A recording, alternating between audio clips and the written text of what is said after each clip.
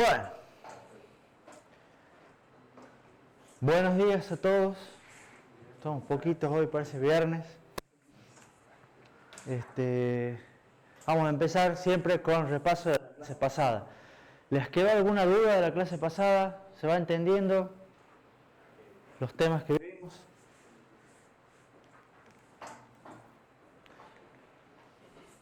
Oiga. Claro.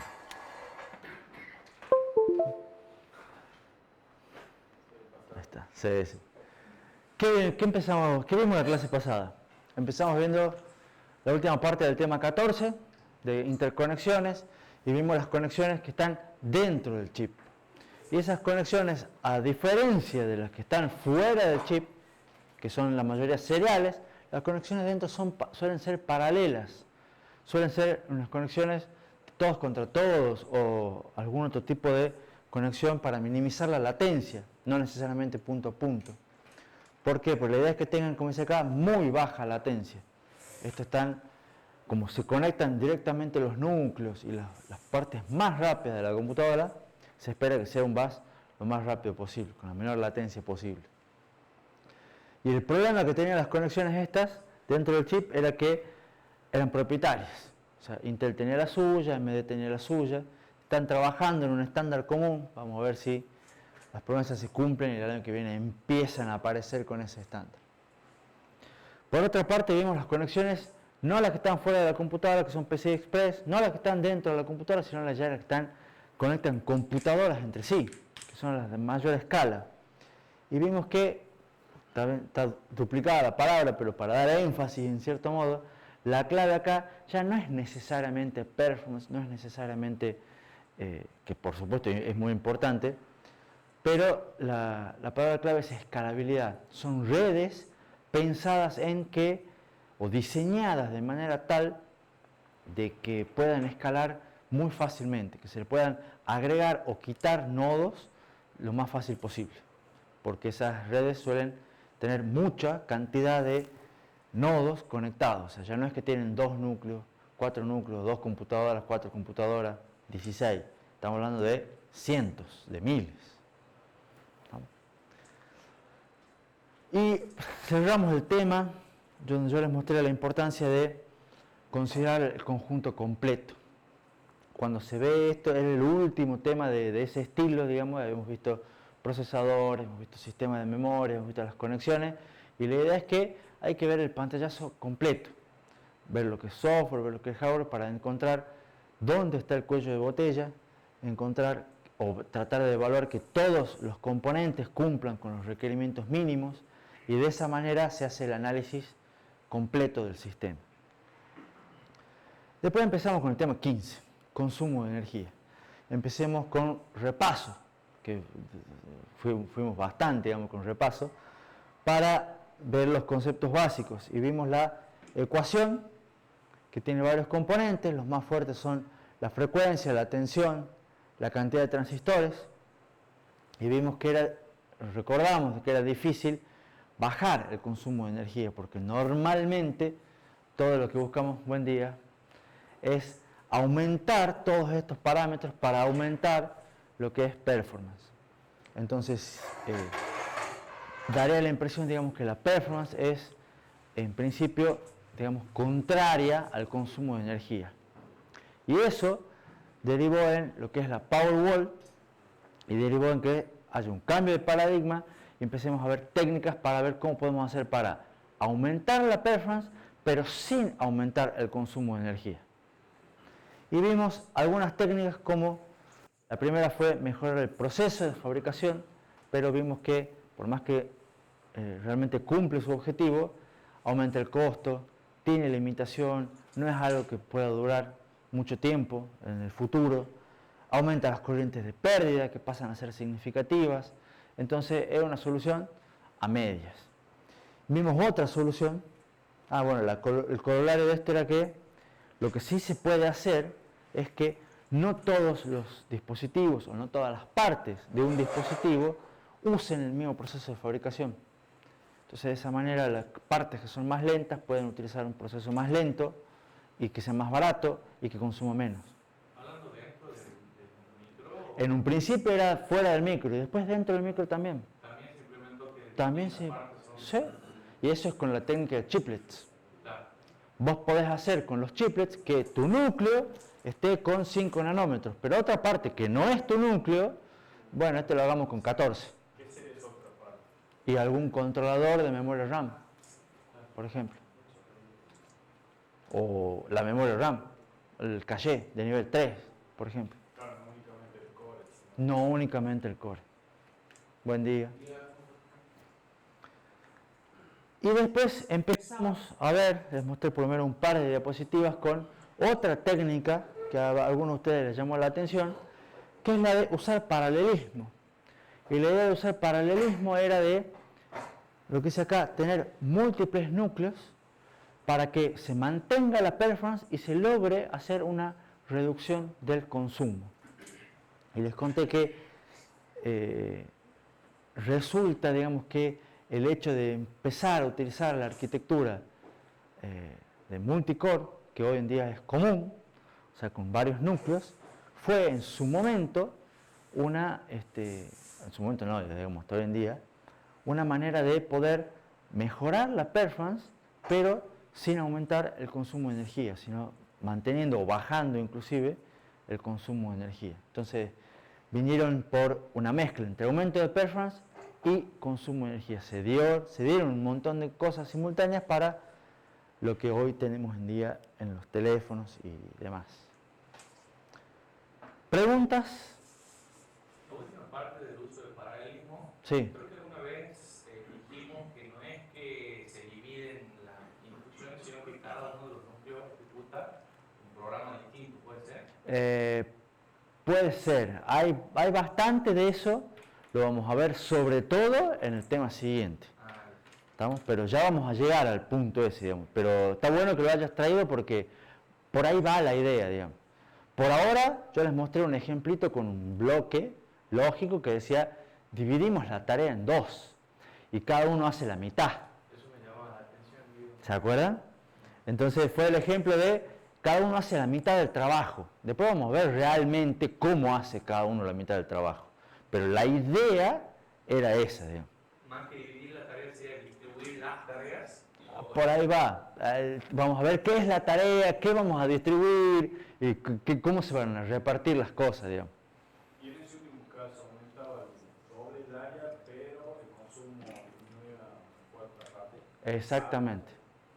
Vos aumentabas el área porque tenías 2 trabajadores, pero les bajabas la frecuencia, les bajabas la tensión, le bajabas la cantidad de trabajo, entonces a la larga hacías lo mismo, entonces eso te permitía que mantenías productividad igual y bajabas el consumo. ¿Se acuerdan? ¿Todos? ¿Alguna otra pregunta? Entonces, tal. Cuando hay multinúcleo, Sí. ¿por lo general son todos de propósito general o hay casos que...? Excelente pregunta. Es una excelente pregunta. La respuesta es que no. ¿Estamos? Y ahora el por qué lo vamos a ver hoy, el lunes, el miércoles. Lo que dice Mauro sería esto que le llaman ellos los performance. Sí. Dame un ratito. Dame un ratito. Sí, es muy buena la pregunta. ¿Cómo fue la pregunta, Juan? Si todos los núcleos son de propósito general o hay alguno específico. Es una muy buena pregunta, la respuesta es que no, y lo vamos a ver por qué. Ahora, volviendo al ejemplo que vimos en el cual aumentamos el área, mantenemos la productividad y reducimos el consumo, también, o sea, con el mismo truco, lo podemos utilizar para no reducir el consumo. ¿Cómo? Claro, porque en realidad, jugando con esas variables, puedo hacer una cosa que mantengo el consumo. Ahora mantenemos el mismo consumo, agregamos paralelismo, mantenemos consumo, pero en vez de bajar tanto la frecuencia y la tensión, las bajamos menos, de esa manera el consumo lo mantenemos constante y lo que hacemos es aumentar la performance. ¿Se entiende? O sea, ponemos los 2 núcleos, bajamos un poquito la tensión, un poquito la frecuencia, duplicamos el área, hacemos que esta ecuación de performance, de consumo de energía se mantenga constante y vemos cuánto es la productividad. Entonces, o sea, ahí ya no agarramos una tarea y la dividimos en dos. Decimos, a ver, ¿qué es lo que pueden hacer los dos juntos? Y vemos que la performance aumenta. Lamentablemente, no al doble. ¿Está? ¿Por qué no al doble? Bueno, porque ya vamos a ver que para poder hacer que los dos trabajen y hagan más cosas, hay ciertas características y ciertas condiciones que se deben cumplir, que las vamos a ver en el tema siguiente. Pero se puede, con la misma idea de usar paralelismo, que yo usaba paralelismo para mantener performance o mantener performance y bajar el consumo, o puedo mantener consumo y aumentar performance. ¿Se entiende? Y esto ya en general lo que hace fue que los diseñadores ya empiecen a jugar con dos variables. ¿Estamos? Performance por un lado, consumo de energía por el otro. Entonces hay que ver cuánta performance, o sea, yo sé que aumentando un núcleo, yo podría o aumentar la performance o mantenerla y bajar el consumo. Entonces hay que ver cuánto quiero aumentar, cuánto quiero bajar, y ya me muevo en dos ejes y me puedo mover en cualquiera de los dos. Tengo una superficie para diseñar, ¿se entiende? Y, acá dice que no es el doble porque apuntamos a que sea igual que el área, o sea, la performance sea el doble porque el área es el doble. la performance, no solamente porque el área es el doble, es porque pones dos núcleos. O sea, yo te ponía dos trabajadores. Entonces vos decís, bueno, si yo pongo dos trabajadores, lo que uno inicialmente prevé es decir, me gustaría ir el doble de rápido. O sea, si vos tenés un empleado que te hace una tarea y decís, uy, la hace lento, bueno, pongo dos. Vos esperarías tener una aceleración de 2. ¿Estamos? Bueno, no es de 2. Ese es lo que apunta acá. Acá supongo que pasaría lo mismo que pasaba con el calle, que por ejemplo se veía que a medida que iba aumentando el tamaño del bloque, como que iba mejorando la tasa de falla, si no me equivoco, pero si lo aumentabas mucho, Algo de eso va a pasar. supongo que va a ser lo mismo, que no podés poner 75 núcleos de... Algo de eso va a pasar, y lo vamos a ver, por supuesto, pero en el tema que es paralelismo. Acá estamos hablando paralelismo como una técnica de reducción del consumo. Y ya se van metiendo ustedes en el tema siguiente. Pero frenemos un poquito, aguanten la ansiedad. ¿Y alguna pregunta con respecto a esto? Además de la que... Sacrificamos precio, digamos, o sea, al aumentar el área estamos teniendo un poco más de costo. Al aumentar estás aumentando costos, por supuesto. Pero disminuimos el consumo y aumentamos o mantenemos el consumo y aumentamos. Exactamente, ya te empieza a mantener y ojo, aumentás el área, pero si mejoras el proceso de fabricación, capaz que en realidad aumentás la cantidad de transistores, pero no el área. Claro. Entonces en realidad, capaz que aumentás el área, pero no tanto, entonces no es el doble, entonces el costo no se te va tanto, pero te sale más caro. Y de vuelta estás jugando ahí con todas esas variables. Igual puede ser que en los últimos, qué sé yo, años, décadas, quizás es como que dentro de lo que sería el paradigma del diseño, como que Price está medio dejado de lado, porque si vamos viendo los años que realmente los procesadores están empezando cada vez a ser más caros, los celulares mismos cada vez, antes era, no sé, por ejemplo, el costo de línea era $600, como pasaron 1000, 1200 y es como que... Sí, si bien obviamente el costo tiene mucho más que ver con el procesador, pero está aumentando. es como que no están tan finos con eso, digamos, como que están dándole más centro a lo que sería o la performance o el consumo, sobre todo. Que Sí, pero tenés que tener en cuenta que cuando te metes ahí ya hay una cuestión de economía. Entonces te tenés que poner a ver ya que la pandemia hace que la gente haga tal cosa y la economía pasa tal esto y ya son cuestiones macroeconómicas a nivel global y entonces te conviene subir los precios o bajan los precios porque también hay un montón de factores que ya no son ingenieriles, pero sí influyen en el precio. Hay una escasez. Por eso, todo lo que ha pasado, los problemas que se pelean entre China y Estados Unidos, ya son cuestiones políticas, todo, que influyen en la economía, el precio y el costo. ¿Estamos? Además de la parte ingenieril, digamos. Los teléfonos chinos tienen una marca que hasta el día de hoy no me acuerdo cómo se llama, pero iguales o mejores que los últimos Samsung o los últimos iPhone, que traen todos los componentes que traen y tienen la mitad del precio que vienen. Hay una pero también hay, por eso digo, hay una... Sí, puede ser, seguro. Seguro.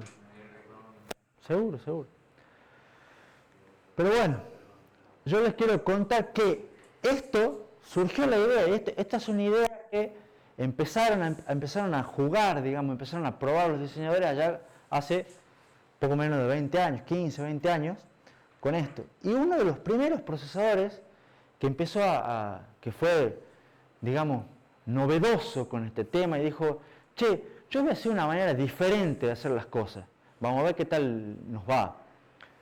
Y le fue más o menos. Y fue el procesador Cell de la Play 3. Estamos que capaz que alguno la jugó, la tuvo, la tiene, no sé, digamos. Fue un procesador revolucionario para la época. Y como sé que capaz tiene llegada a ustedes, por eso lo sigo mencionando. Hecho entre 3, IBM, Sony, Toshiba, es un procesador que tenía 8 procesadores en paralelo, más uno más, diferente. ¿Estamos? Que además ese diferente era el encargado de controlar a los otros 8. Entonces en realidad tenía 9 núcleos, uno distinto y 8 iguales. Y más o menos, iba por ahí. Este era un controlador y los 8 eran los trabajadores brutos, a full, digamos, exactamente. Este estaba con el látigo. Cada procesador tenía su propio L1, había un L2 que era compartido, lo cual era raro en esa época porque no había 9 núcleos que compartan. Hoy en día es común, digamos, con L3 inclusive, pero en esa época no tanto. Cada procesador puede emitir 2 instrucciones por ciclo, 7 unidades de ejecución, como para darle un pantallazo. Y resulta que ese procesador que Sony, IBM, Toshiba y todos los demás les dio un relativo éxito porque en su momento la Play era un bombazo a nivel procesamiento. Después resulta que no prosperó el procesador para cuando tuvo que salir la Play 4 y otras consolas similares, se pasó a otros diseños. Sin embargo, la idea de esto, fíjense que hoy es común. Muchos procesadores tienen algo muy parecido a esto y trabajan de manera muy parecida como lo hacía en su momento el procesador. No exactamente igual, pero la misma idea, los mismos conceptos. Fue revolucionario para la época. ¿Común en el sentido de usar tantos núcleos o que haya uno que controle el resto? De tantos núcleos, de cómo se maneja, de cómo se dividen las tareas, y un montón de cosas fue revolucionario. Y el diseño, digamos, de multinúcleo, con varios de estos, el primero que lo hizo masivamente fue Sony. Play. Y hasta 2. En esa época, en el 2008, buscaba procesador Intel del 2008 y tenía dual core.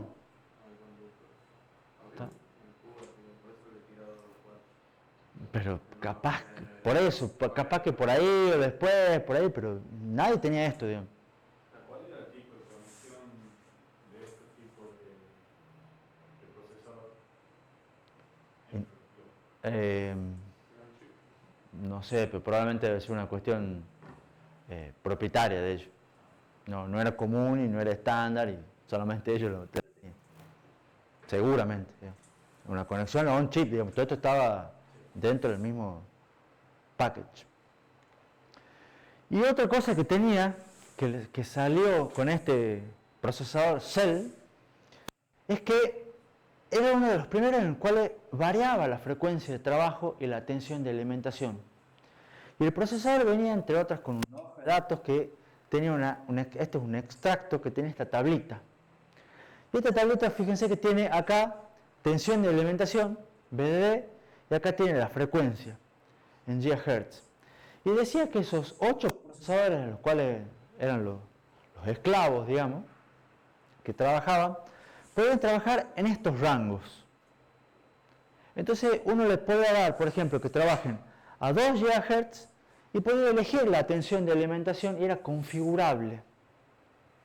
Entonces uno decía, yo quiero que trabajen con un voltio de alimentación, con 2 GHz, entonces si el procesador está trabajando con estas características, va a consumir 2 vatios y va a tener una temperatura aproximada de 28 grados centígrados.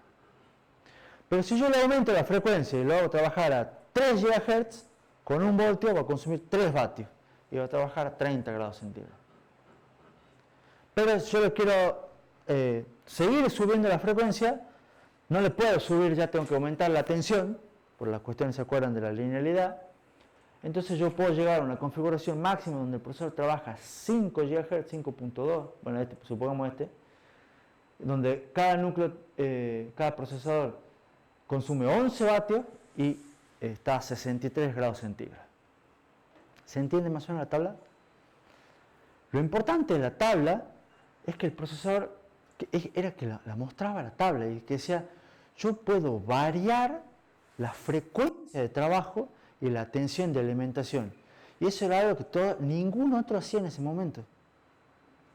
¿Por qué? Porque ustedes han hecho circuitos o han visto circuitos y cuando ustedes le ponen una tensión, VDD es fijo.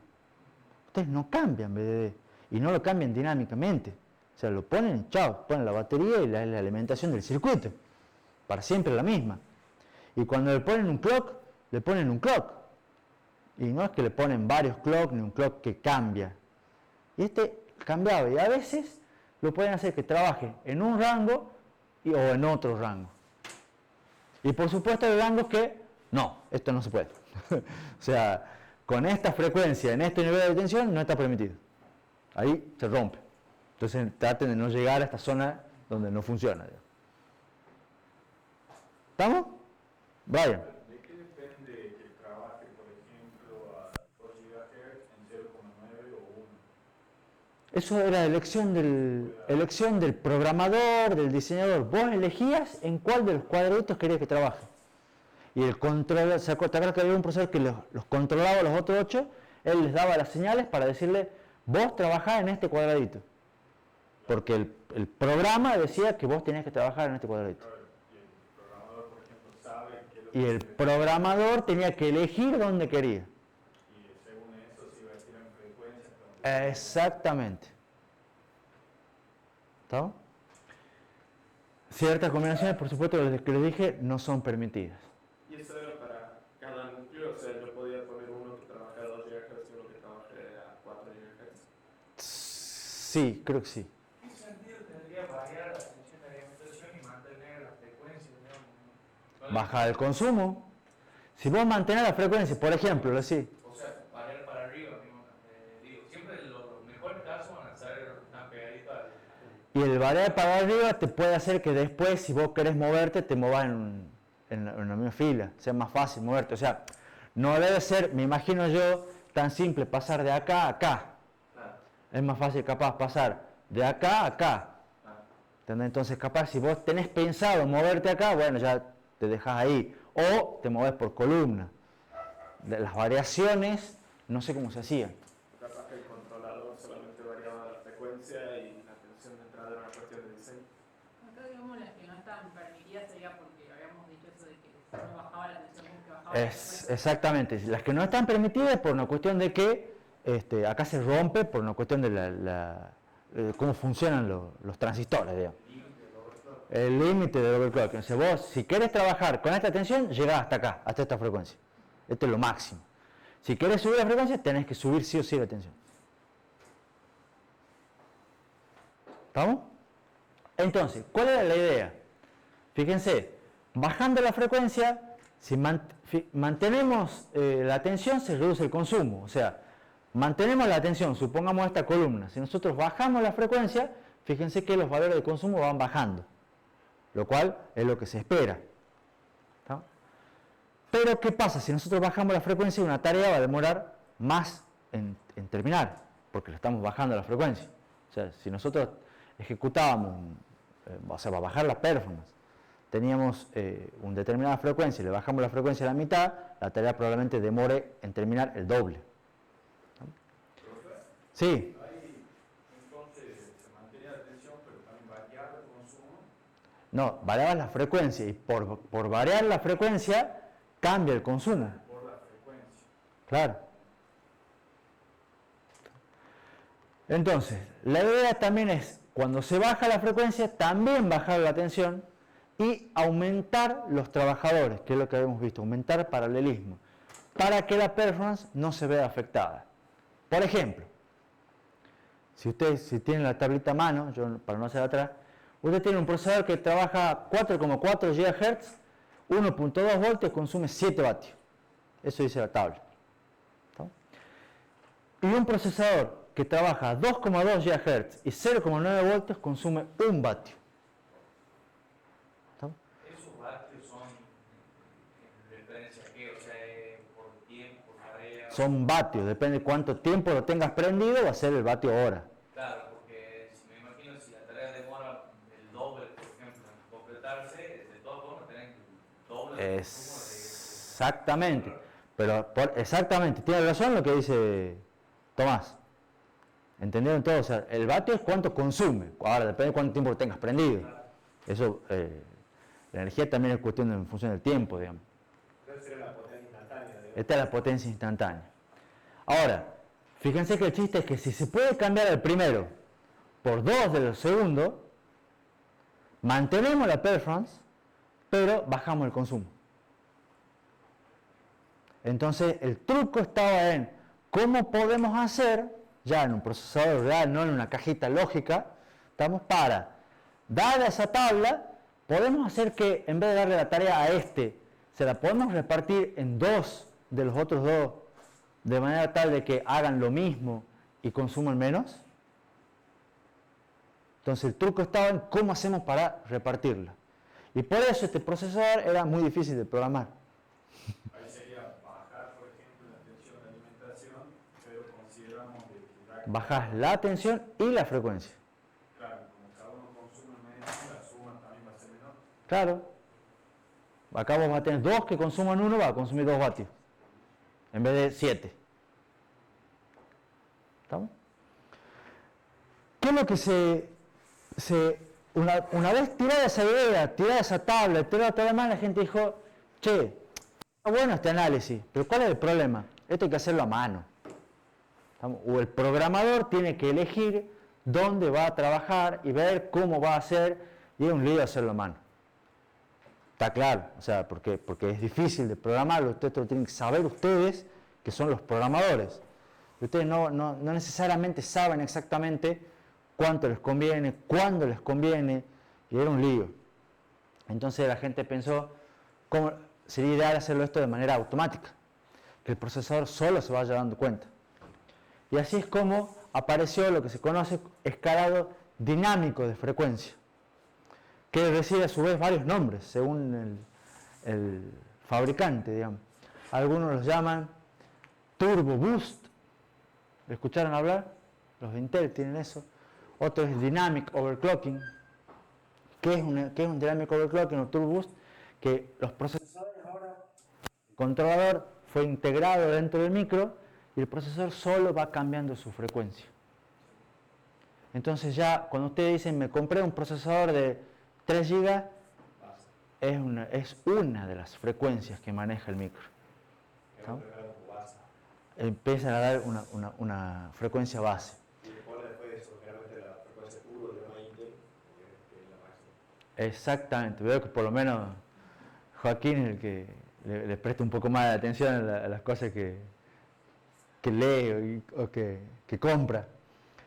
Entonces, ¿qué es lo que pasa con esto? Resulta que usted compra el procesador, empiezan a ejecutar y ven que en un momento dado ustedes están corriendo un programa, una aplicación que requiere más energía. ¿Qué es lo que hace el procesador? Se aumenta solo la frecuencia. Se aumenta solo la frecuencia para poder cumplir con una mayor performance y poder que ustedes no sientan que se está demorando tanto. Por supuesto, aumentar el consumo. Pero después terminen de hacer la tarea. ¿Qué es lo que va a hacer el micro? Se va a bajar su frecuencia. O sea, aumentaría el consumo, pero ya de acuerdo a la tabla, o sea... Aumenta el consumo un pequeño intervalo de tiempo. ¿Está? Cuando no requiera performance, se baja el consumo.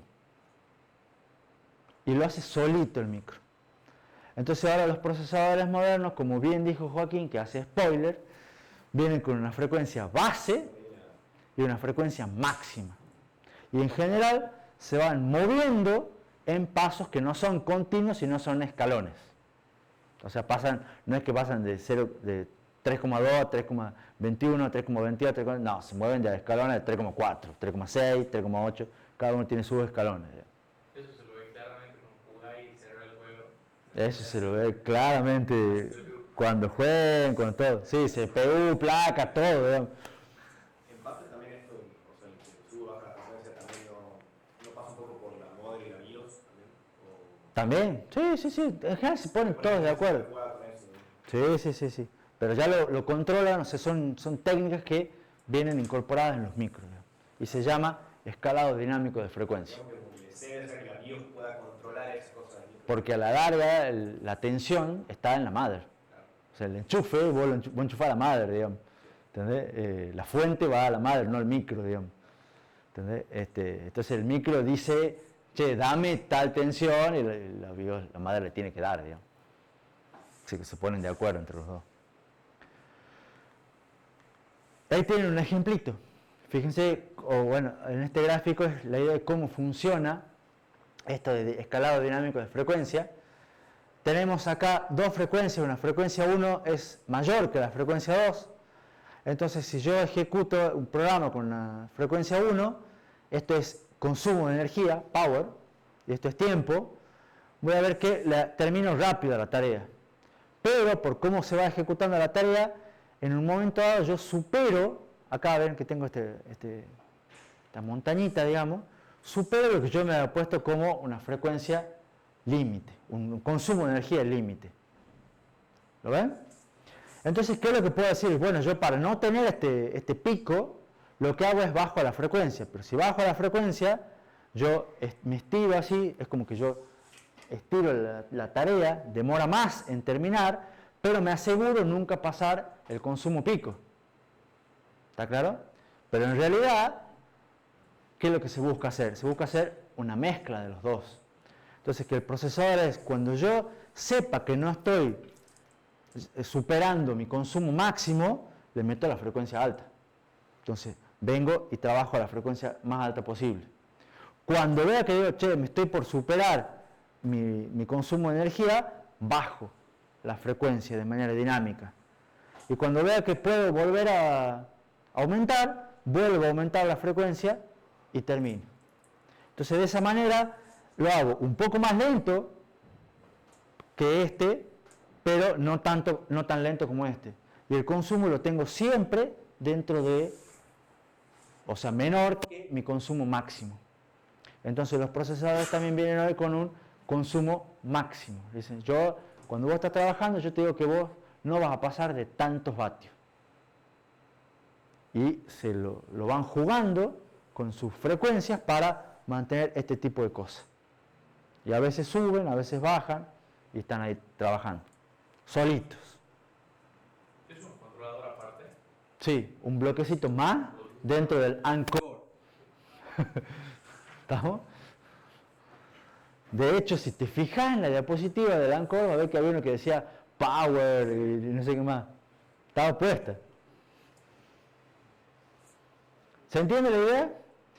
Y sin embargo, no se quedan ahí. Hay otro análisis que tiene que ver con este análisis de caminos críticos.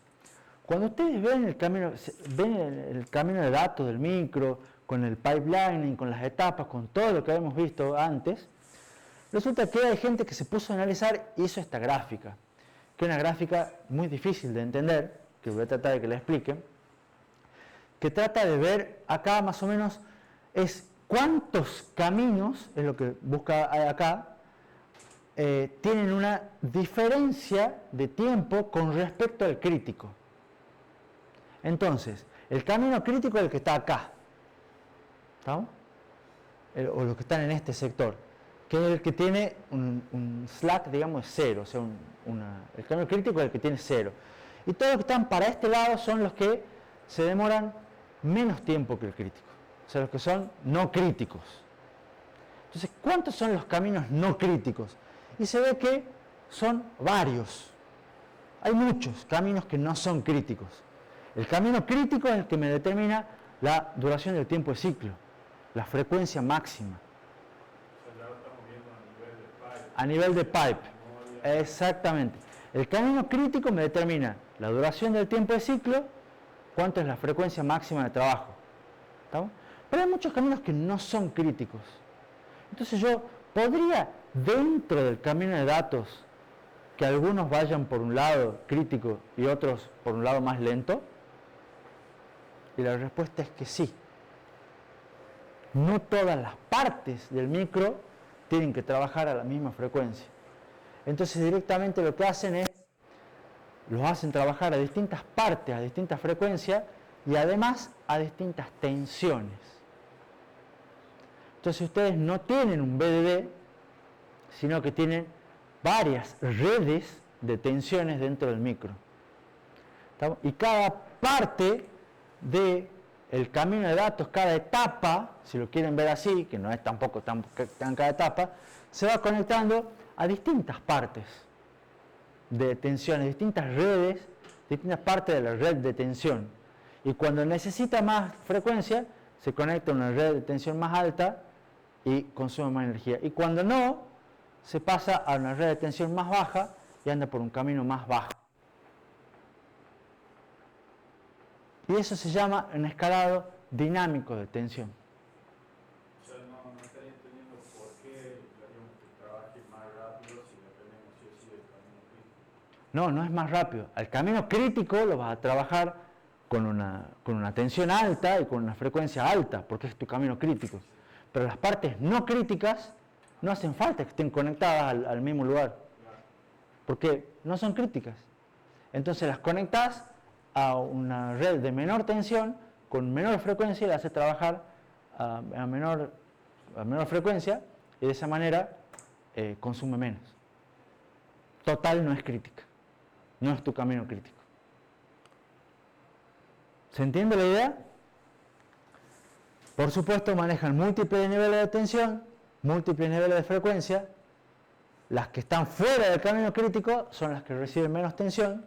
Y por supuesto esto se hace, primero se hizo de manera estática y después han dicho, che, pero estaría bueno que esto se haga automático solo, entonces se hace automático solo, entonces se hace un escalado dinámico de tensión. Y en general va junto y se llama, con esa sigla que está acá, que no la puse pero es la misma que está antes y ahora, es un DBFS, escalado dinámico de tensión y frecuencia. Se hacen las dos cosas juntas. Cuando Windows, por ejemplo, en el modo ahorro, escala los dos. Exactamente. Modo ahorro, cuando quieren bajar consumo. Ojo, lo hace Windows, lo hacen los teléfonos.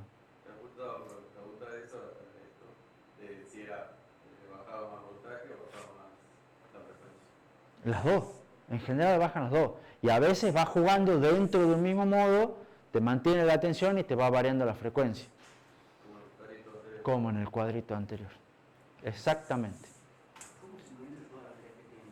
¿Cómo sincroniza todas las cosas que hace para si está trabajando cada parte en frecuencia? Y bueno, lo hace, digamos. Es parte de la magia con la cual los procesadores son tan complejos y tan buenos hoy en día, digamos. Claro, eso lo vemos en arquitectura 3, digamos. Eso tiene otro precio también, Juan Pablo. ¿Está claro hasta acá? Bueno, además de eso hay otras técnicas que se usan un montón, que son técnicas que se conocen como técnicas de gating. Gating en el sentido de enmascaramiento. ¿Qué es lo que se hace acá?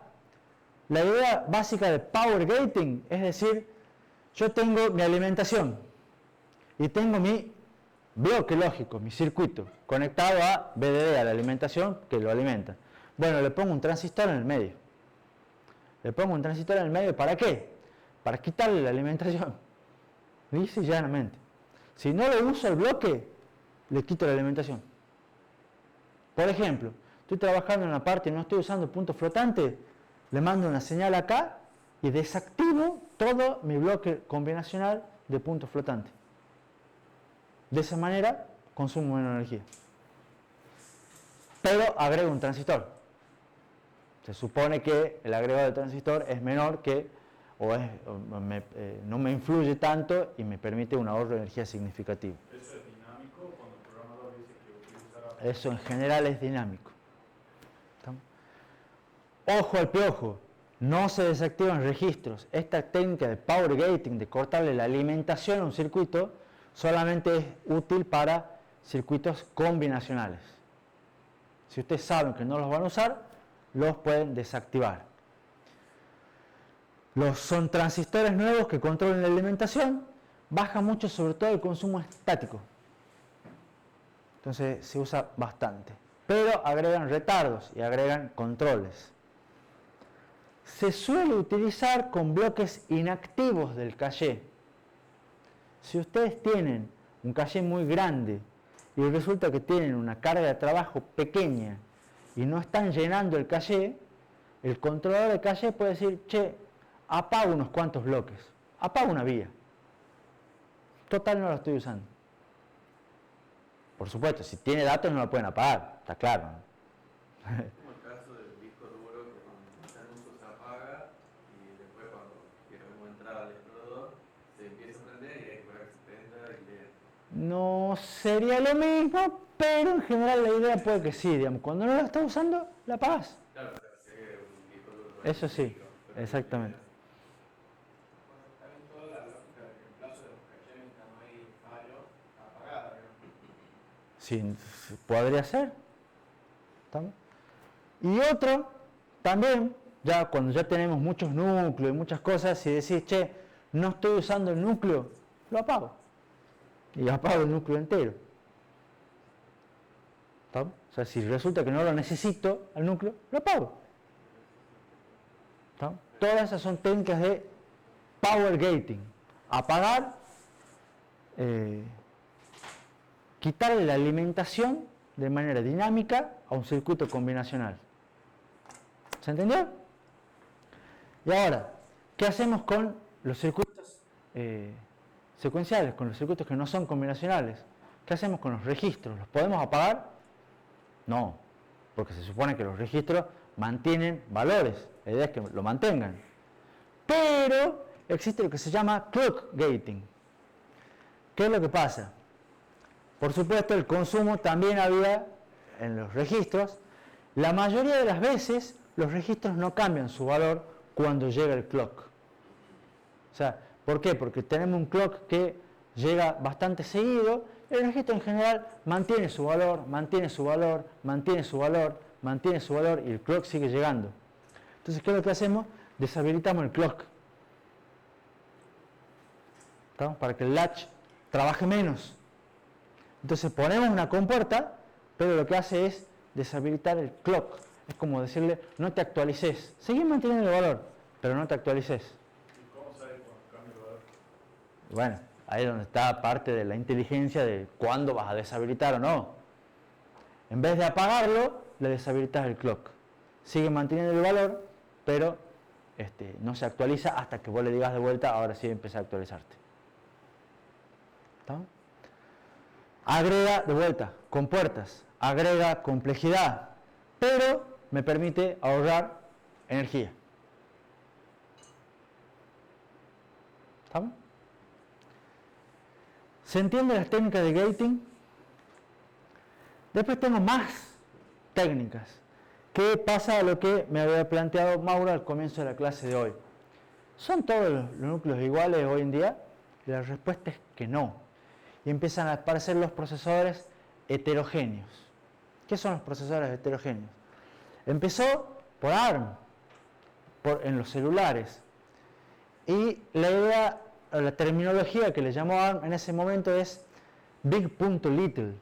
Y big.little con esa escritura, por eso lo mantengo, digamos, la parte grande con minúsculas y la parte pequeña todo con mayúsculas, digamos.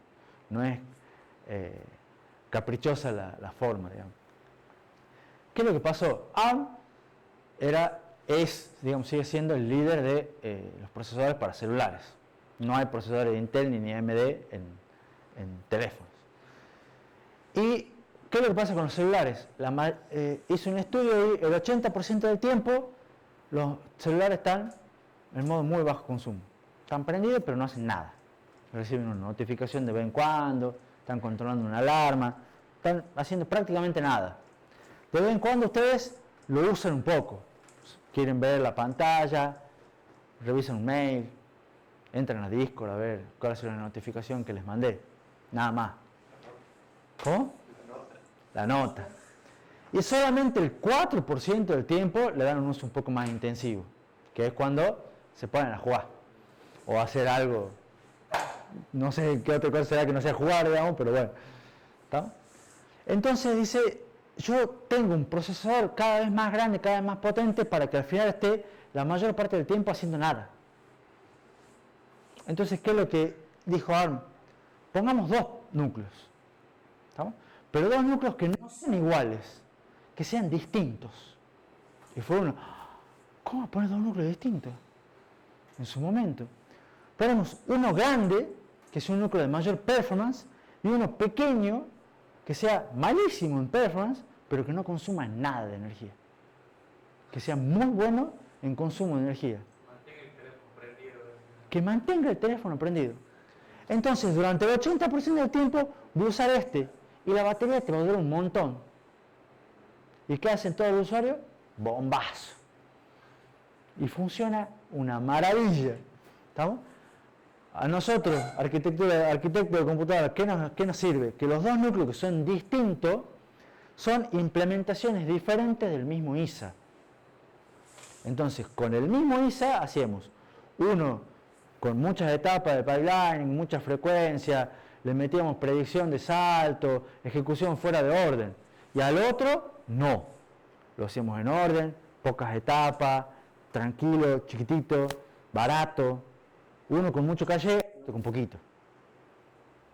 ¿Estamos? Pero el mismo ISA. En su momento, cuando arrancó ARM, era un procesador A15 y A7. Hoy, que tampoco sería hoy, pero bueno, ayer, A76 y un A53. Son distintos modos, pero siempre hay uno grande y uno orientado a bajo consumo. Uno más chico. Entonces, si una aplicación no necesita performance, usa el núcleo pequeño. Cuando la necesita, usa el grande. Casi nunca, o es muy pocas las veces en las que se utilizan los dos al mismo tiempo. Fíjense acá, tengo dos núcleos, pero no uso los dos al mismo tiempo. Uso uno o uso el otro. Entonces, ¿cuántos núcleos tienes? Dos. Pero por tener más núcleos no es mejor, es más eficiente. ¿Estamos? Esa es la importancia de esto. Y la idea es que hay un pedazo del procesador que está monitoreando permanentemente la carga de trabajo y decide qué núcleo va a usar. ¿Está? La migración entre un núcleo y otro cuesta, porque no es instantánea, porque es pasar sistema operativo, aplicación, pasar todo de un núcleo a otro. Eso demora, o sea, inserta entre 30.000 y 50.000 burbujas. ¿Estamos? En el caso en el que ahí dice casi nunca se utilizan ambos núcleos al mismo tiempo, ¿qué sería entonces? Es justamente en la migración es cuando estás utilizando los dos. Solamente en eso. Solamente en la migración, quizá algún solapamiento que tengas, pero la idea es que usas uno o el otro. Y eso se lo ve mejor. Fíjense, cuando se mueven aplicaciones, sistema operativo, se mueve todo. Esto se ve mejor con esta gráfica, ¿está? En los cuales se grafica consumo de energía y performance. ¿Está? Y la idea es que ustedes, en este rango es el núcleo, el chiquito, el little. Y en este rango se mueve el grande. Entonces, cuando ustedes quieren performance, vienen para acá y están acá con un alto consumo de energía. Pero cuando empieza a bajar la performance, bajan el consumo, hasta que llega un punto en el cual decir, bueno, acá, si ya me estoy moviendo acá, con baja performance, me conviene pasar al otro núcleo. Y directamente bajan el consumo, mantienen la performance y les permite seguir bajando performance y moverse en este rango. Y acá ustedes tienen un rango en el cual se pueden mover con performance con un consumo bajo. ¿Necesitan más performance? Volvemos a saltar para acá. Y eso a la larga es como un escalado dinámico de tensión y frecuencia. Pero no están escalando. O sea, el escalado dinámico ustedes lo tienen en una rayita. Los ¿Estamos? escalados son El escalar en un core. Y acá tienen 2 núcleos y fíjense que es como que lo extienden. Con procesadores distintos. Entonces, como le fue bien a ARM con esto, empezó a extender y ya no le llama big.little, aunque mantiene la nomenclatura de big y de little para sus núcleos, pero ahora le llama Dynamic IQ, como tiene, no sé bien cómo se pronuncia. ¿Y qué es lo que dicen? Porque antes el big.little era en general con 2 núcleos. Era uno big y uno little. Y después dijeron, no, pongamos más núcleos. Y ya no le podemos llamar big little. O sea, le cambiaron el nombre y lo hicieron con 8 núcleos. Y no solo 8 núcleos, sino lo bueno de ARM es que le puso flexibilidad. Entonces esos 8 núcleos podían tener muchas combinaciones. Podían tener, por ejemplo, 1 big y 3 little, 2 big y 4 little, 1 big y 7 little, ningún big y 8 little. ¿Estamos? Ahí sí, ¿cómo se manejaría el tema del SO y las direcciones? Que tenés varios procesadores funcionando. Exactamente, pues, en realidad a la larga todo se va dando maña y así es como tenés Samsung sus 800 variantes de los procesadores A, J, y J21, J22, J23, J24, con todas estas variantes. ¿Estamos? Estoy viviendo el de los S23, Oh, usaba Qualcomm, sí. y tiene uno, ¿Cuál Qualcomm? el 8 generación 2. Snapdragon 8 generación 2. Claro, dice que el más grande es un Cortex de 3.2, tiene 2 A715, a 2.8. Mauro, espera. Es. Bueno, casi. Estás ahí, digamos, estás ahí. Sí. Supone que cada suma debe ser de 8 y No, vos puedes poner el número que vos quieras. Ya te permite hasta 8. Entonces a veces vos puedes poner 4 núcleos. Y lo haces uno grande y 3 chicos. Ya te permite manejar como vos quieras. ¿Estamos? La técnica esta de ARM Dynamic.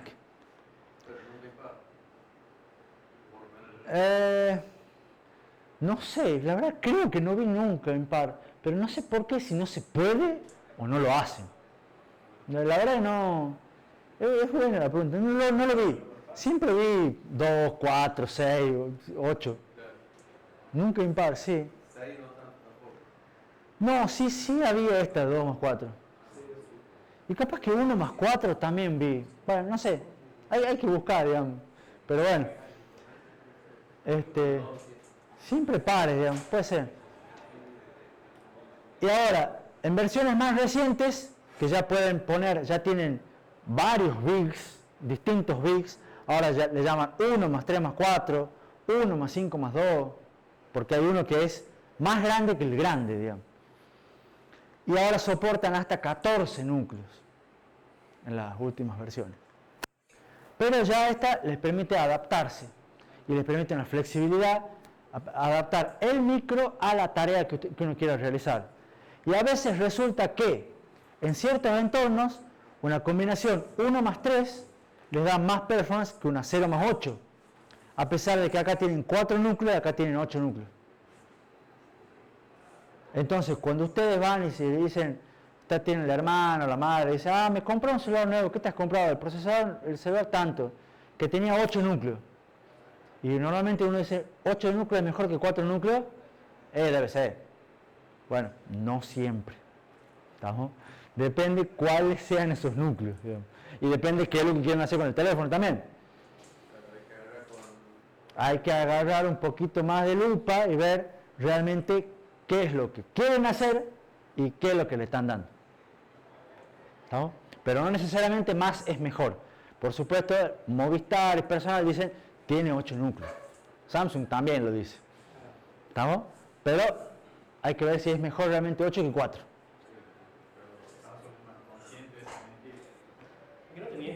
No te mienten.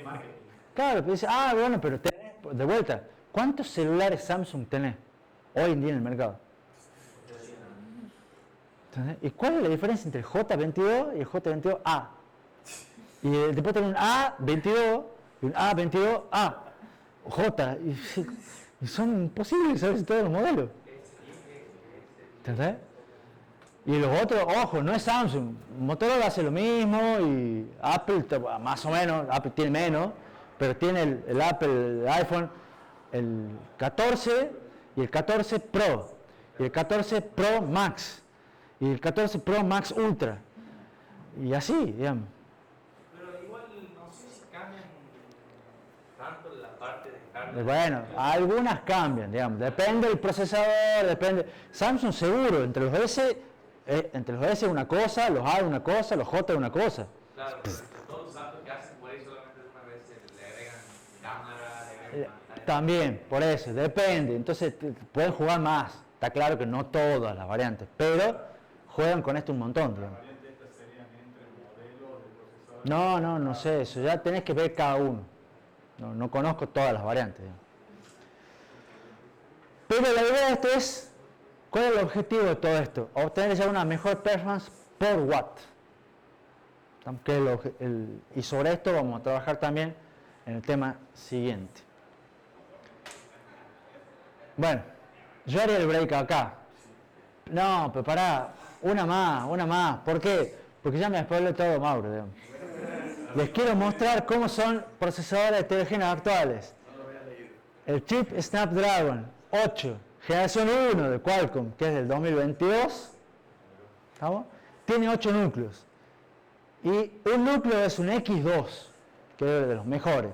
3,2 es un Big. Capaz que, bueno, Gen 2 es el mismo, no sé. No, ahora El que no es de años. y ahora 1, 2, 2, 3 con núcleo. Uno, ¿cuál quiero que cambie? Ahora son 3, 4 tiene núcleo. Bueno. Era 7, 15. El 715 reemplazo del 710. Mantiene 2. Bueno. La cuestión es que este, fíjense, tiene un núcleo que es muy grande, 3 núcleos que son grandes, 4 núcleos que son los chicos. Eso es un procesador de un teléfono. Este es probablemente no del S23, pero del S22 o del S21. Nótese la configuración Big.Little y además las múltiples frecuencias. ¿Estamos? Y nótese que todos estos núcleos son dentro del mismo procesador. ¿Estamos? Apple, que esto ya es un poquito más viejo porque es del 2020, pero capaz que lo escucharon nombrar, tiene el procesador M1. Y el M1 tiene los 8 núcleos, que son 4 de alta performance, que son los Firestone, que son los que yo les vine contando en los otros, pero tiene 4 núcleos de bajo consumo, que son los Ice Storm. ¿Estamos? Esa no les conté nada porque son los núcleos los baratitos, digamos, por decirlo así. ¿Estamos? Intel comenzó hace poco, el 2021, con este tipo de procesadores, con la 12ª generación. Fíjense que ARM le sacó 10 años de ventaja. Intel sacó los P-Core y los E-Core. ¿Alguno lo escuchó? ¿Alguno los tiene? Bueno, ¿estamos? Eran los procesadores, los P-Core son los de performance, los E-Core son los de eficiencia. ¿Estamos? Y hace lo mismo. Y en parte, ¿por qué Intel demoró tanto? Por culpa de Windows. ¿Estamos? Porque Windows, el sistema operativo no tenía soporte para este tipo de procesadores, porque los procesadores tenían que ser todos iguales. No me venga con procesadores distintos. ¿Por qué ARM lo pudo hacer? Porque en esa época estaba surgiendo Android, popularizándose, entonces le han dicho los de Google, che, ¿qué pena si hacemos ahí? Google entró y ya sabemos cómo terminó. Pensaba hace rato porque Android, Google en 2014, cuando sale Android 6, presenta Rose, que es un sistema que automáticamente, cuando detectaba que el teléfono estaba en reposo quieto, sin usarse, bajaba el consumo del teléfono para que solo mantenga lo esencial, que es una notificación, Claro. y el seguro va de la mano, claro, porque debe ser en 2012, porque hace ARM y compara y después lo implementa Google en Android. Sí, todo era mucho más flexible. Android, ¿por qué? Porque estaba recién naciendo o popularizándose y lo incorporaron. Windows dice, no, pues pará, ¿qué hago con las billones de computadoras que están en el mundo, digamos. Entonces, hasta que le encontraron la vuelta, demoraron y lo demoraron a Intel. Perdón, un segundito. Curiosamente, AMD no tiene procesadores heterogéneos. Hasta hoy en día no tiene. Dicen que van a salir los próximos Ryzen de quinta generación, no sé cuánto, que ya van a incluir cosas heterogéneas. Pero hoy en día no tiene. Ahora sí, Tomás. Que yo tengo un S8 creo, Samsung, que en ese momento el ultra ahorro de energía ponía la pantalla en blanco y negro, te disminuía la cantidad de aplicaciones que vos podías hacer, que eran 6, las notificaciones llegaban con suerte, vos tenés que abrir WhatsApp, si las agregabas solamente esa aplicación para que te llegue, pero la batería te duraba. Bueno. Pero no es lo mismo, ya no tienen la misma interfaz, no te reduce tanto el Bueno, ahora sí hagamos un break, era por lo menos para contarles esto, digamos.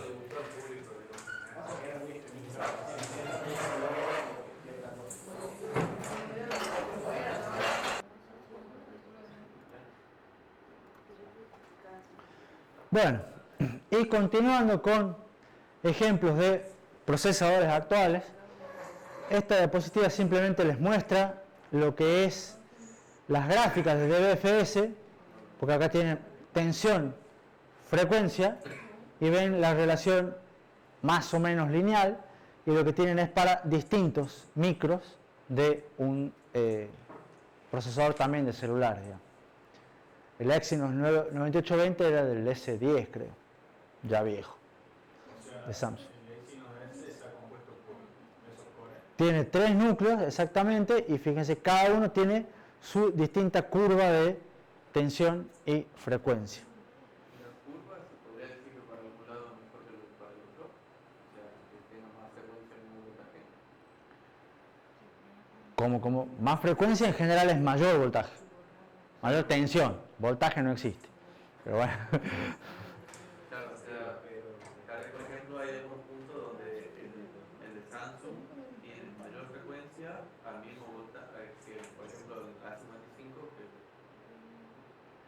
por eso, pero es que lo que pasa es que son distintos, estos son distintos procesadores, distintos núcleos. Claro, por eso digo, se podría decir que ante el mismo voltaje que tienen diferentes frecuencias es mejor uno que otro.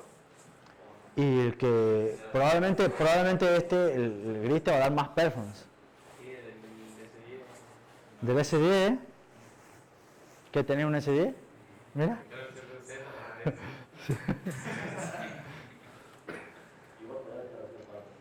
sea, el profe ya no se lo vería segmentado, estamos viendo hace rato, por los cores, ¿verdad? No, es que esta es otra gráfica. La de antes era performance en función de performance y consumo en función de la frecuencia. Y acá es tensión en función de la frecuencia. No es la misma que la anterior, por eso están las tres juntas, digamos. ¿Qué más? En general, como ustedes ya saben, los procesadores actuales tienen varios núcleos y la conclusión de esto es que cada núcleo trabaja con su propia frecuencia y con su propia tensión. Todo ajustado dinámicamente por DBFS, escalado dinámico de tensión y frecuencia. Lo que sí es notorio es que en general no todos los núcleos trabajan a la máxima frecuencia al mismo tiempo.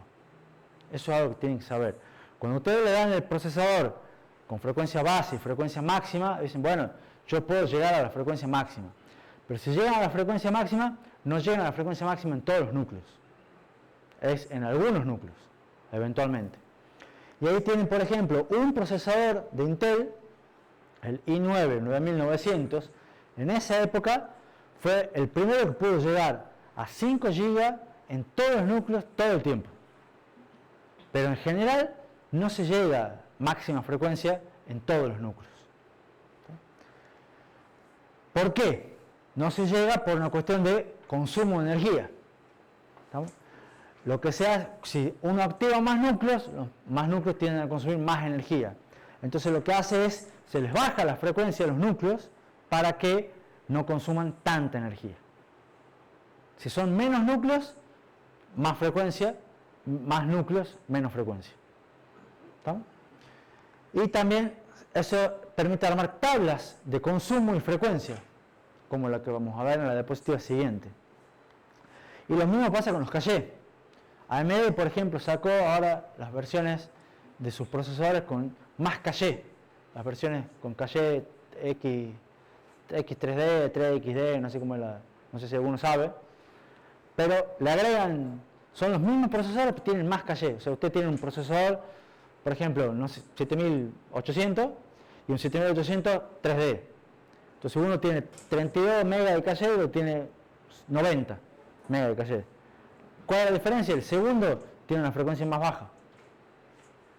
¿Por qué? Porque el agregado de el caché me aumenta el consumo de energía. Entonces, para mantener el consumo de energía no tan alto, le bajo la frecuencia en los micros.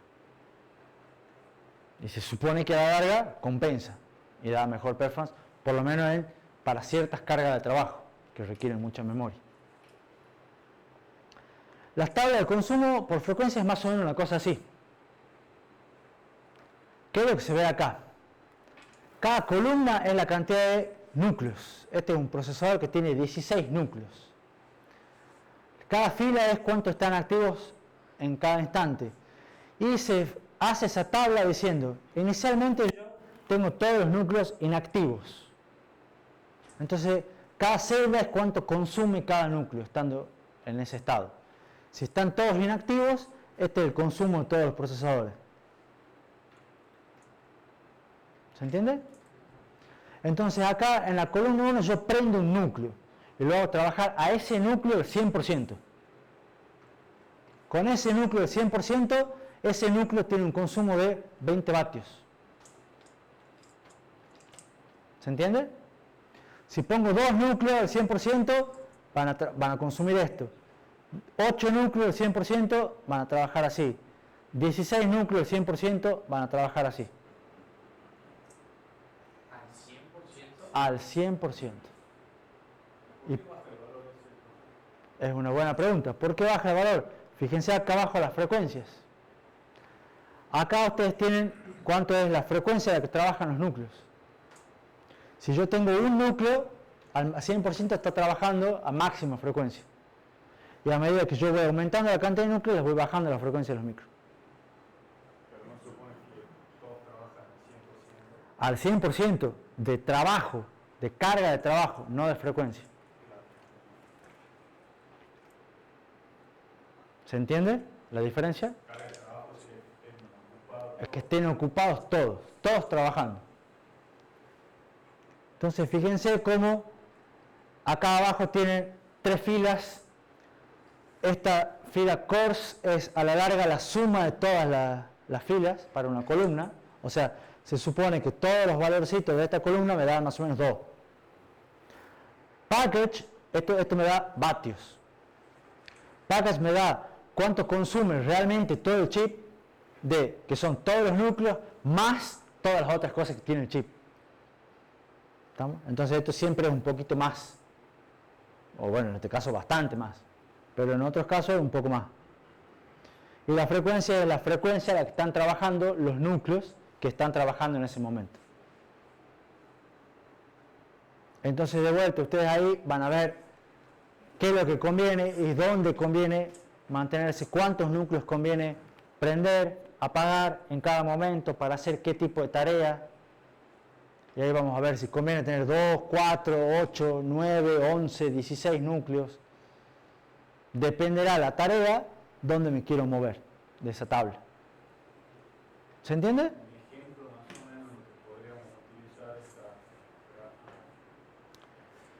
Y bueno, vos por ejemplo, suponete que tenés una tarea que no es paralelizable. Vos la tenés que trabajar con un núcleo. Entonces vos con un núcleo la vas a trabajar al máximo y vas a estar consumiendo esta energía, o esta, digamos. Pero no necesariamente al máximo, ¿verdad? ¿O sí? Suponete también que la estás trabajando al máximo. ¿Por qué? Porque si está a 5000 de frecuencia, tiene que tener una temperatura muy grande, me imagino. Y sí. Es núcleo, digamos. ¿Sí? ¿Estamos? Pero estás trabajando con una tarea. Y decís, bueno, yo en vez de hacer eso, lo divido en 4. Supongamos que puedo hacer que a la tarea la puedo dividir en 4 y que trabajen 4 núcleos al 100%. Entonces 4 núcleos 100% van a estar trabajando ahí. Y tu consumo, que era de 16 vatios, va a pasar a 110 vatios. Pero la tarea la va a hacer probablemente 4 veces más rápido. Probablemente. O vas a tratar de que sea 4 veces más rápido. A mí me llama la atención como entre 3 y 4 núcleos, los núcleos que están apagados empiezan a consumir bastante más. Por ejemplo, Ahí está la es temperatura. El colorcito de lo activo son la temperatura. es la temperatura. ¿Eh? Por eso acá fíjate que estos consumen menos. Fíjate que inclusive acá el máximo consumo no está dado cuando están prendiendo todos los núcleos. Está prendiendo cuando están los 8 núcleos por ahí. Algo debe ser. Esto es una tabla para este micro. O sea, otros micros tendrán otras tablas. Pero a lo que voy es, no importa el detalle tanto de la tabla, es cómo se generan ese tipo de tablas. También el consumo es totalmente variable. Entonces, resumen de técnicas. ¿Qué es lo que vimos en este tema? Se puede mejorar el proceso de fabricación. Se hace, se usa, tiene inconvenientes y limitaciones. Lo que me sirve de eso es utilizar la técnica de chiplets. Y puedo hacer que distintas partes del micro vayan con distintos procesos de fabricación. De esa manera me ahorro energía y me ahorro costo. Paralelismo. Puedo dividir la tarea en múltiples núcleos. Que a los núcleos le doy menor frecuencia, menor tensión. De esa manera ahorro consumo. O dividirlo en múltiples núcleos, mantener consumo de energía y aumentar la performance. Y ya jugar con esas dos variables. Vimos ahora lo que es escalado dinámico de tensión y de frecuencia, y que ya los procesadores ya no tienen una sola frecuencia ni una sola tensión. Vimos gating de energía para los bloques combinacionales y del clock para los bloques secuenciales. Y vimos el uso de procesadores heterogéneos, que empezó con la técnica Big.Little de ARM. Todo esto fueron técnicas que motivaron y fueron resultado del cambio de paradigma que se dio por la Powerwall.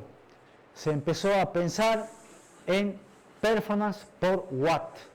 Ya no es solamente la búsqueda de performance, ahora se busca eficiencia. O sea, hacer que cada transistor valga la pena. ¿Estamos? Que sirva para algo.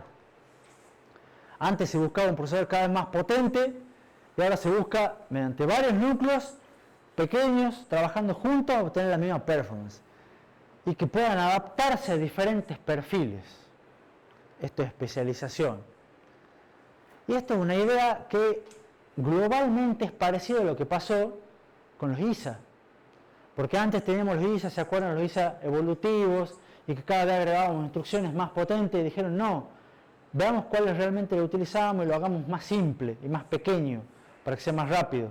Bueno, ahora lo están haciendo procesadores más simples, más pequeños, pero para que sea más eficiente.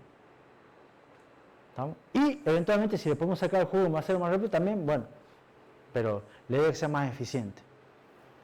Antes los procesadores tenían una única frecuencia, una única tensión, ahora no. Estamos un lío bárbaro y además dinámico. Y bueno, y la diapositiva de agradecimiento para terminar el tema 15. Y creo que tenemos 20 minutitos más, aunque sea para mostrar el cronograma, los capítulos del libro, todas esas cuestiones, digamos.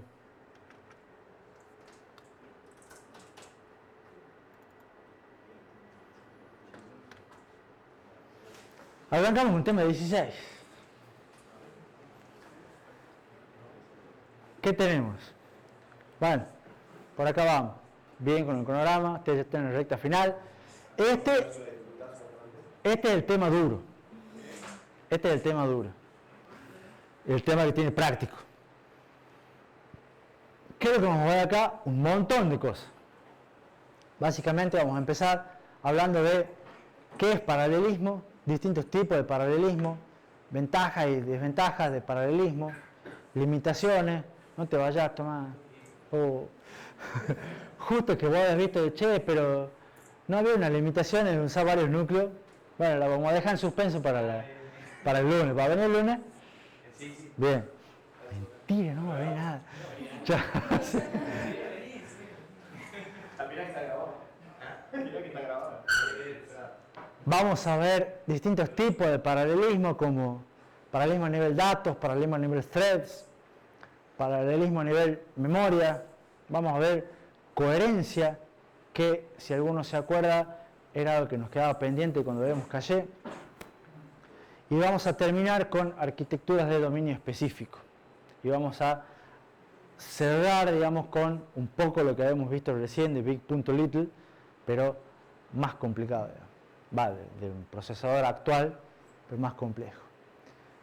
Este sí, acá no hay un par de secciones del libro, acá es el capítulo entero, si lo pueden, leanlo. No sé si es entero, pero casi.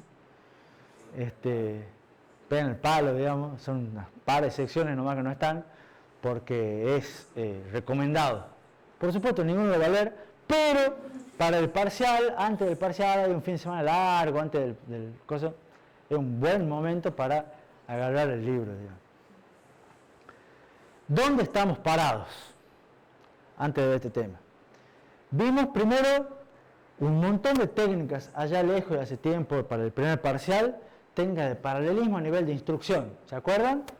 Cómo podíamos explotar la performance dentro del microprocesador. Pipelining, vimos ejecución fuera de orden, renombramiento de registros, todo eso, ¿se acuerdan? Más o menos. Estas técnicas, fíjense, en general eran transparentes para los programadores. ¿En qué sentido? Ustedes realmente no tienen, ustedes programaban, escribían los programas y no tienen idea de cómo se ejecutaba eso. Si eso se ejecutaba en orden o no, o con un pipeline de 5 etapas, de 7, era totalmente transparente. El pipeline era transparente, ustedes no saben cuántas etapas tiene el procesador que están ejecutando. Y está bueno que sea así. Todas estas técnicas son totalmente transparentes. Pero estaba limitado por las dependencias. Las dependencias nos generan riesgos y los riesgos nos limitan la performance, nos hacen insertar burbujas. ¿Se acuerdan?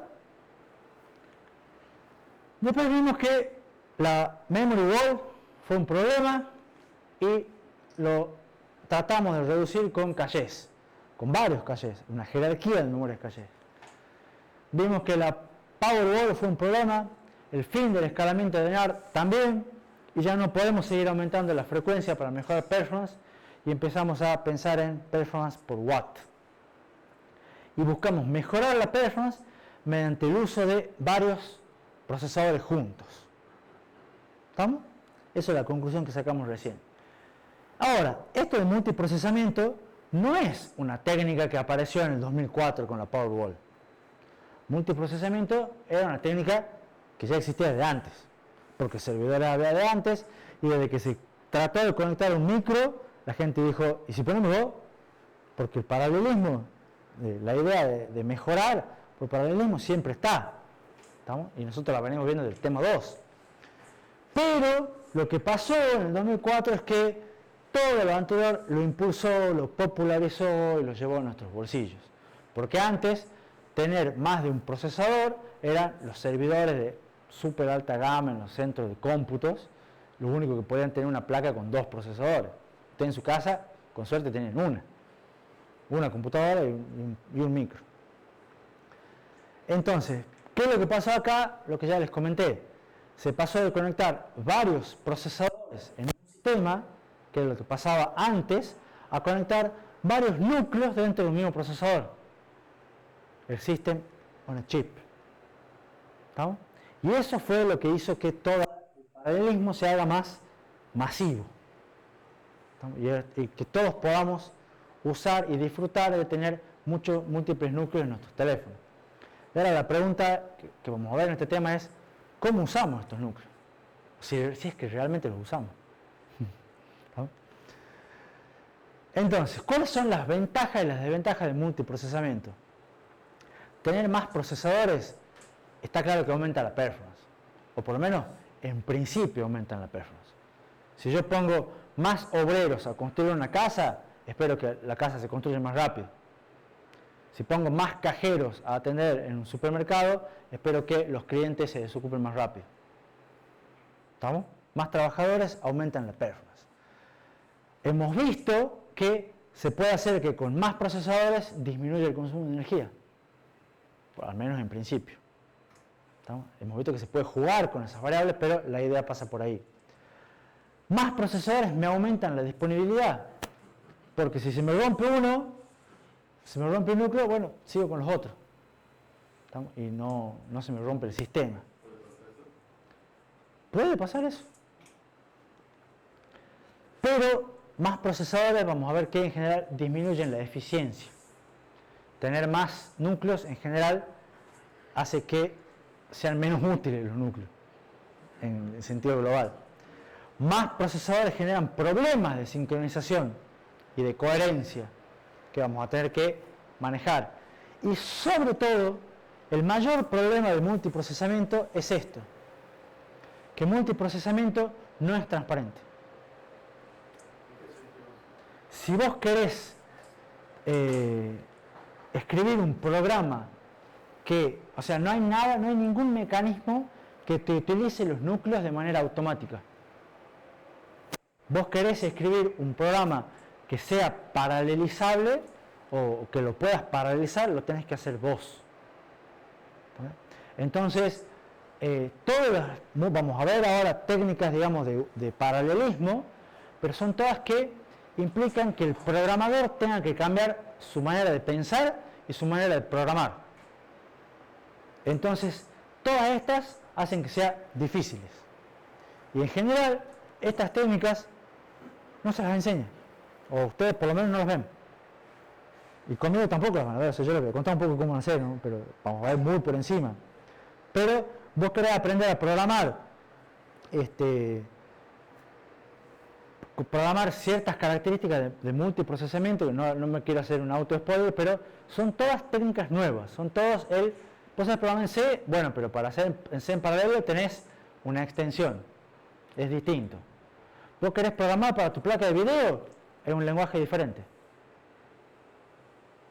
¿Entendés? Vos querés programar para otra cosa, querés programar y hacer que todas estas computadoras de acá funcionen como una sola, necesitas una librería distinta. Pero siempre para programar en bajo nivel, ¿sí? No, con alto nivel también. Con el nivel que sea, pero necesitas ya anexos. ¿Estamos? No es transparente. Vos tenés que decir explícitamente cómo querés que se programe eso. Cómo querés aprovechar tu paralelismo. Y eso hace que programadores que programen en paralelo no haya. Entonces, si ustedes quieren encontrar un nicho donde le pagan muy bien, aprendan algunas de estas cosas. Pero es mucho más difícil de conseguir también los puestos, ¿no? Pero bueno. ¿Qué tiene? Implicancias de paralelismo. Y con esto vamos a ver, si tengo tiempo todavía, de que hay para todas las técnicas de procesamiento en paralelo que les voy a contar ahora, todas tienen las mismas características comunes, que se les voy a contar con un ejemplo muy simple. El ejemplo muy simple es, ustedes quieren juntar en un grupito de 4 para hacer este práctico. El práctico del 7 que se va a publicar pronto. Capaz que antes, ya vamos a ver. Entonces, se quieren juntar en un grupo de 4. ¿Estamos? Ahí, los 4 que están ahí, los 4 que están en el fondo. ¿Qué es lo que primero quieren hacer? Dicen, bueno, el práctico lo queremos agarrar y lo queremos dividir en partes iguales. ¿Estamos? Porque lo vamos a hacer entre los 4, para hacerlo más rápido, lo vamos a dividir. ¿Está? Y vamos a hacer que una especie de balance de carga. Vamos a hacer que son, qué sé yo, 12 ejercicios, vamos a hacer 3 cada uno. ¿Estamos? Es lo primero que hacen en una cuestión de paralelismo. Y a su vez van a tratar de balancear la carga, porque primero va a decir, bueno, Joaquín hace los primeros 3, Mauro hace del 4 al 6 y Jean-Paul hace los 3 últimos. Y Jean-Paul va a decir, pará, momento, los 3 últimos son los más difíciles. Entonces, hagamos una cosa, voy a hacer el 1, voy a hacer el 2, voy a hacer el 3, voy a hacer el 4, voy a hacer el 5, voy a hacer el 6, y se van a ir balanceando un poco. Son técnicas que ya todas las han hecho, y las conocen, ¿estamos? Pero la palabra clave acá es dividir primero, balancear la carga después. ¿Qué es lo que va a pasar también? Que algunos puede que termine antes. Ustedes se juntan y digan, che, yo ya he hecho mi ejercicio. Y resulta que hay otro que, no, está un poco más lento, a mí me falta. Bueno, ¿qué hacemos? Y tenemos que esperar, para entregar el trabajo, tenemos que esperar que termine el más lento. Y eso es sincronización.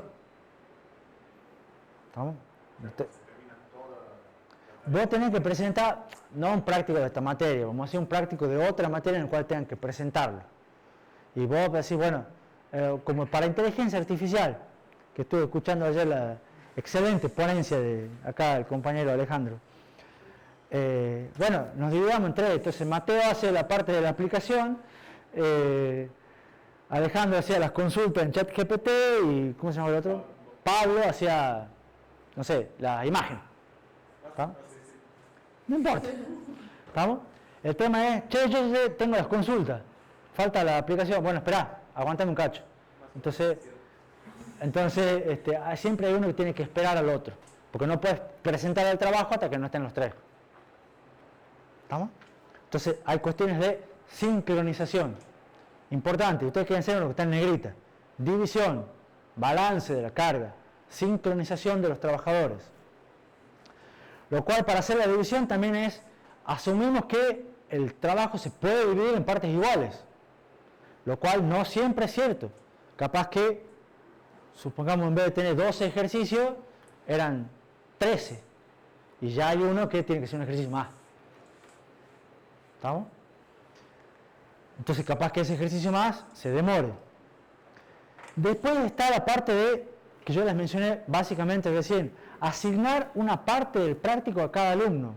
O sea, realmente decir, vos vas a hacer los 3 primero, o vos vas a hacer los impares y el otro va a hacer los pares, o vos vas a hacer el 1, 3 y el 8, yo voy a hacer el 2, 9 y 10.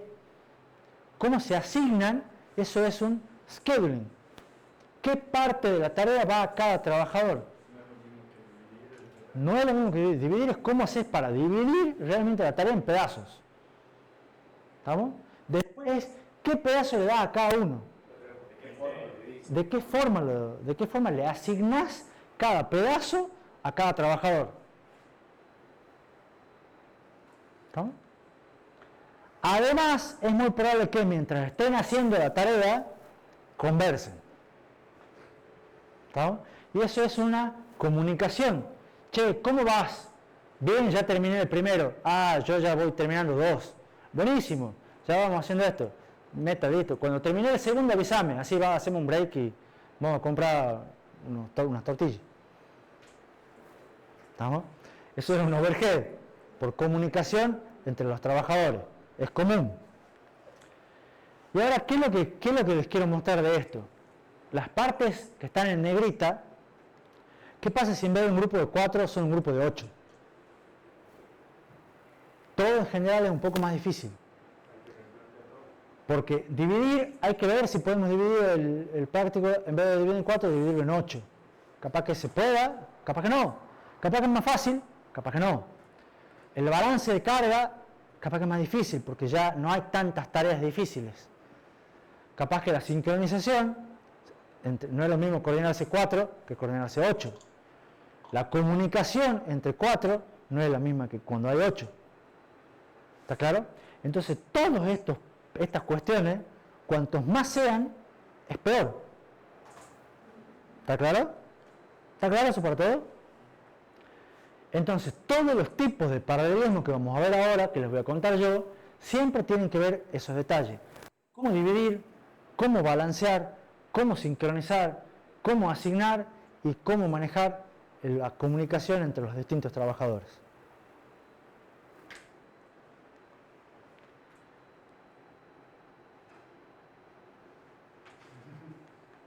Sí, esta la dejamos para después. Cortemos acá. ¿Alguna pregunta con respecto a esto? La pregunta la hice en el tema anterior. ¿Cuál era? Dentro de la cantidad de núcleos que no podés tirar a 300.000. Sí. Sí, esa es la que viene acá, digamos. Y esa la dejamos para el lunes. ¿Cómo? Para que le escuche Tomás. Para que la escuche Tomás también. O si quieren nos quedemos, les doy unas 2, 3 diapositivas más. Por eso, yo sugiero que cortemos acá. Se entiende por lo menos la idea y que vamos a ver varios tipos de paralelismo y que no necesariamente apuntamos a que más es mejor. Vamos a que ver cómo y por qué. Y eso lo vemos a partir del lunes. Que tengan un excelente fin de semana, Brian. Y todos, por supuesto, no solo Brian. Brian, arranca el fin de semana el lunes. No.